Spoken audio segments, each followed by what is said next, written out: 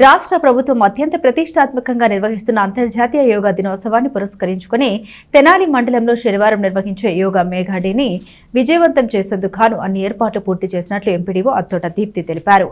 మండల కార్యాలయంలో మండల అధికారులతో కోఆర్డినేషన్ సమావేశం నిర్వహించారు.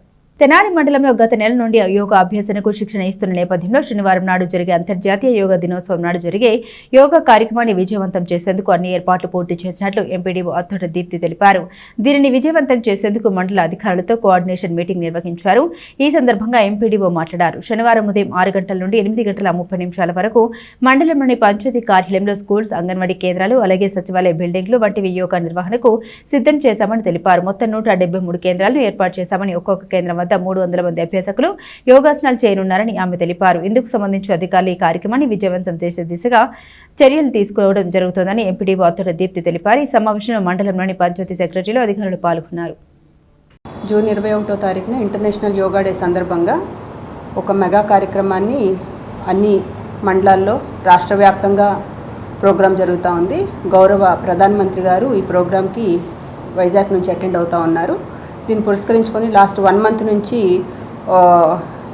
మనం చాలామంది సిటిజన్స్ని రిజిస్టర్ చేయడం, మ్యాప్ చేయడం, తర్వాత వెన్యూస్ని ఐడెంటిఫై చేయడం, రేపటి రోజున ఒక మెగా యోగా డేని మనం సెలబ్రేట్ చేయబోతూ ఉన్నాము.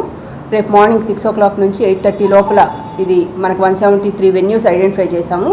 ఒక్కొక్క పంచాయతీని బట్టి 7 వెన్యూస్, 8 వెన్యూస్ అట్లా ఐడెంటిఫై చేశాము. స్కూల్స్, అంగన్వాడీ సెంటర్స్, సచివాలయం బిల్డింగ్స్, ఇట్లాగా 173 వెన్యూస్.